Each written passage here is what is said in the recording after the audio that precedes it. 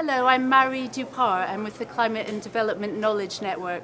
I'm here in Cancun, Mexico at the COP16, and I have the privilege today of speaking with Shafqat Kakakhel, who is one of the Pakistani delegation here. Good day, Mr. Kakakhel. Thank you. Maybe you could introduce us to climate change issues in your home country of Pakistan by telling us what are some of the current impacts of climate change your country is already experiencing? Well, Pakistan is considered number 16 in the list of most vulnerable countries as far as the impacts of climate change are concerned. The IPCC had in fact mentioned that South Asia will be one of the worst affected regions. And the impacts that it mentioned included the disturbance or destabilization of the climatic system of the monsoon rains, the rapid melting of the glaciers which provide water to the major rivers of the sub-region, the rising levels of sea, the increase in the number and intensity of natural disasters which have a relationship with climate, and also an increase in the number of displacements caused by natural disaster, and of course the health impacts of rising temperature, which also means food and agriculture, because we are an arid or semi-arid or hyper-arid country. 2/3 of Pakistani land, cultivable land, is arid or hyper-arid. So without irrigation, without water, it will not produce anything. Now our water comes from essentially two sources.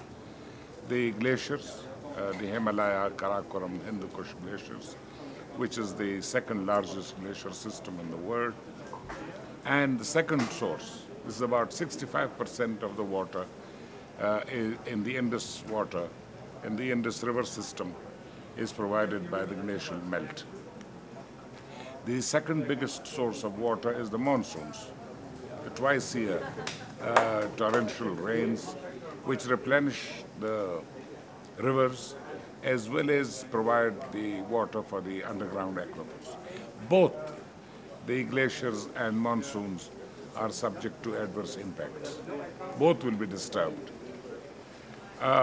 So basically, and as I said, with water, you will have poor agriculture, and in a country where the population constantly grows, we already have over 170 million people, it can have dire consequences. The floods, which the Meteorological Organization of headquarters, the chief scientist acknowledged and admitted, there was a relationship between the unprecedented floods, which affected more than 20 million people, and climate change. So we have the impacts of climate change coming at a time when we are caught up in a vicious struggle to combat poverty, to try and achieve socio-economic development, as well as fight terrorism, religious-based extremism and terrorism. So that's a nutcracker, or I don't know, the developmental challenge with the climatic challenge coming at the same time. Yes. But we have to act, and we have to act in a determined way to take care of both the developmental and the environmental imperatives. Clearly you're facing a tremendous challenge, and the viewers will appreciate that. How do you even get started to tackle these challenges together? Do you think Pakistan is geared up to help its people develop in an era of changing climate? Or what else needs to happen to get you to that place where you want to be? Well, the government established a task force which presented its report, which makes recommendations for policy and institutional measures covering all the four major areas of mitigation, adaptation, development of technology, and the mobilization of resources.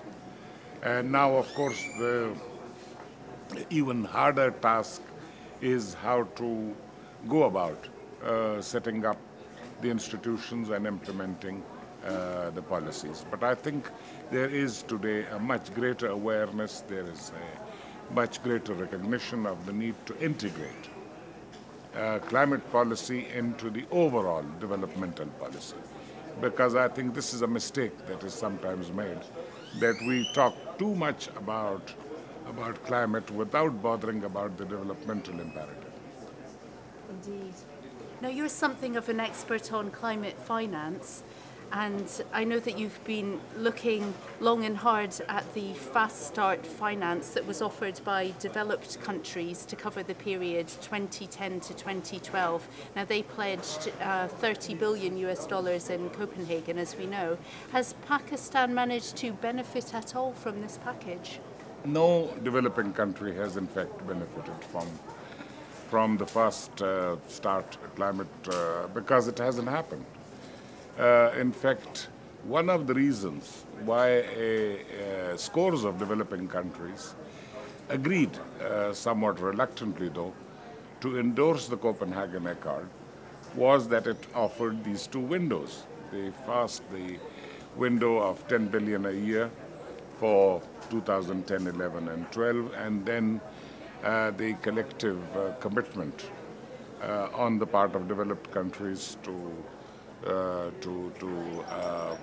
mobilize 100 billion a year by the year 2020.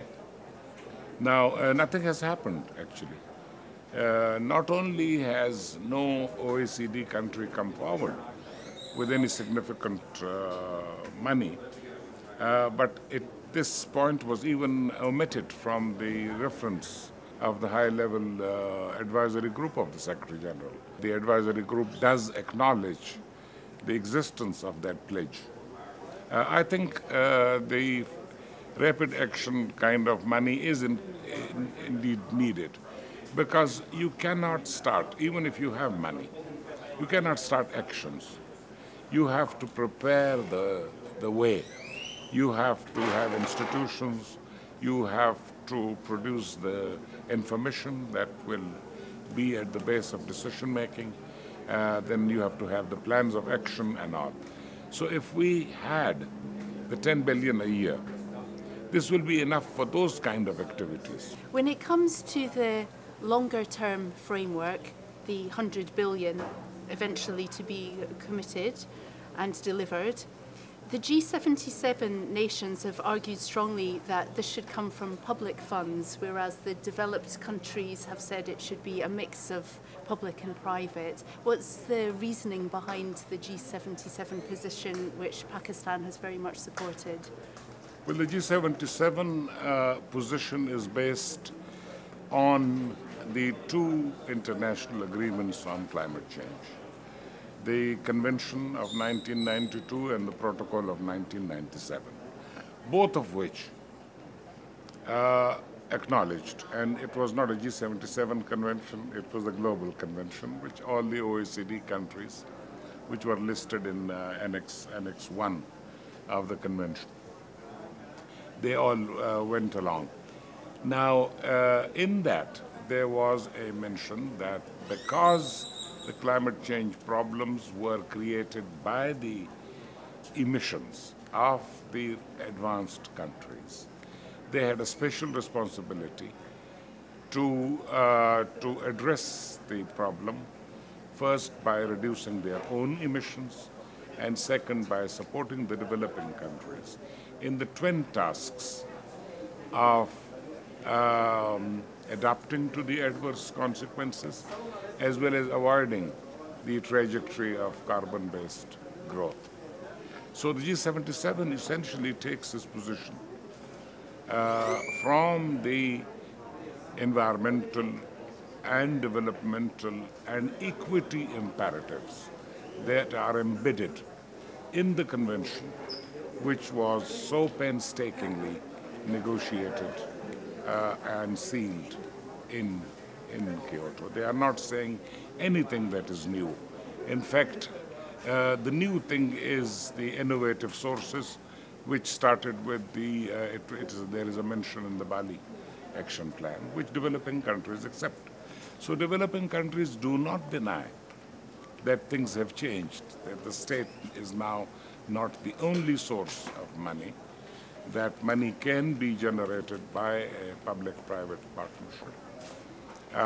But they think that the public-private sources do not come unless there is a profit margin.